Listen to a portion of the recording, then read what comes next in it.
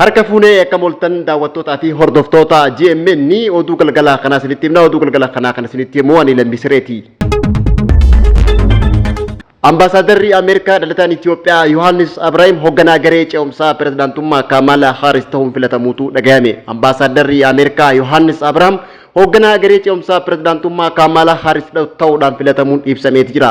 Paartii Demookiraatotaa bakka buutee filannoo pirezidaantummaa Ameerikaan gaggeeffamuuf deemu irratti pirezidaantummaaf kan dorgomaa jirtu Kamala Harris garee ce'umsaa pirezidaantummaa hoogganuu muuxannoo kan qabu Yohaannis Abrahaam hoogganaa garee ce'umsaa gootee filatteeti jirti. Ambaasaaddartichi tana duraas bara 2020tti hoogganaa olaanaa garee ce'umsaa pirezidaantii Joe Biden akka tureetu himama. Biyyoota kibba bahaa Eeshiyaatti ambaasaadara Ameerikaa ta'uun tajaajilaa kan jiru Yohaannis Abrahaam guyyoota dhufan hojii isaanii xumuruudhaan gara biyya isaaniitti akka deebi'ulleen himameeti jira.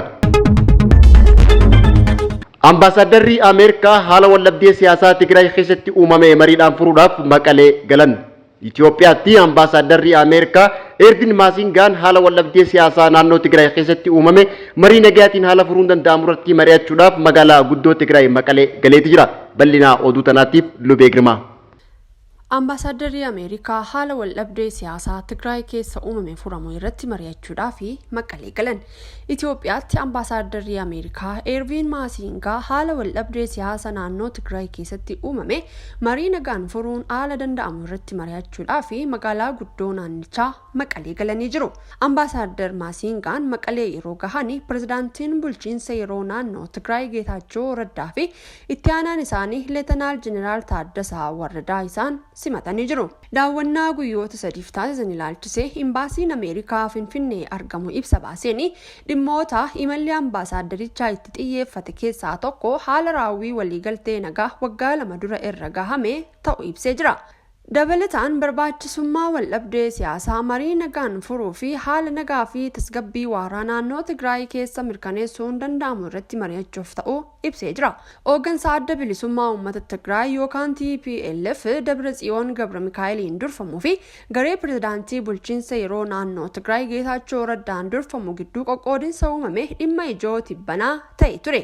Gareen TPLF Dabratsiyoon Gabramikaa'eliin durfamu korra falmisiisaa tibbana gaggeesseen dura ta'aa itti aanaa dhaabbatichaa kan turan Geetaachoo Raddaa itti gaafatamummaa paartii irraa kaasuun ni yaadatama.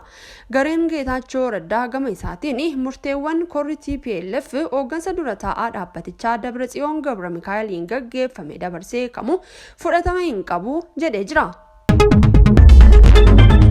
Oduu ispoortiitiin shaampiyoonaan atileetiksii addunyaa umrii waggaa 20 gadi Peeruu Limaatitti dorgomuu arra jalqabuuf jaame.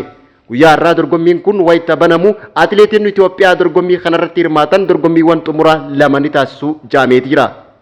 Shaampiyoonaan atileetiksii addunyaa waggaa 20 gadi Peeruu Limaatti dorgomamu har'a jalqabama. Guyyaan dorgommiin kun itti banamu atileetonni Itoophiyaa kan itti hirmaatan dorgommiiwwan xumuraa 2 ni taasifamu. Halkan keessaa sa'aatii 7 fi daqiiqaa 25tti dorgommiin xumuraa dubartoota meetira 5,000 kan taasifamu yoo ta'u atileet Madiinaa Isaa fi atileet Maqdas Alamsheet ni dorgomu. Atileet Maqdas dorgommii baatee eebilaa bara 2016 Chaayinaatti taasifameen daqiiqaa 14 fi seekondii 36 fi maayikiroo seekondii 70 xumuramuun fageenya kanaan sa'aatii dhuunfaa ishee galmeessiftee jirti. Halkan sa'aatii 7 fi daqiiqaa 55tti dorgommiin dhiirotaa meetira 5,000 kan xumuraa yoo ta'u atileet Nibrat Kindee fi atileet Abdiisaa Fayisaa ni hirmaatu. Itoophiyaan dorgommiiwwan xumuraan alatti dorgommiiwwan gulaallii kan taasifamuu fi gulaallii dubartootaa meetira 800tiin atileet Asteer Areeree dorgommii galgalaa sa'aatii 2 fi daqiiqaa 55tti taasifamu irratti ni hirmaatti.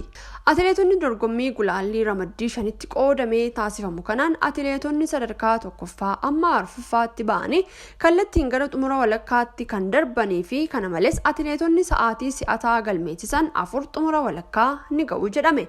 Gulaalliin dubartoota gufachiisaa meetira 3,000 halkan sa'aatii 6tti kan adeemsifamu yoo ta'u atileet Simboo Alamaayyoo fi atileet Fireewoot Gassasaa dorgommii kanarratti ni hirmaatu.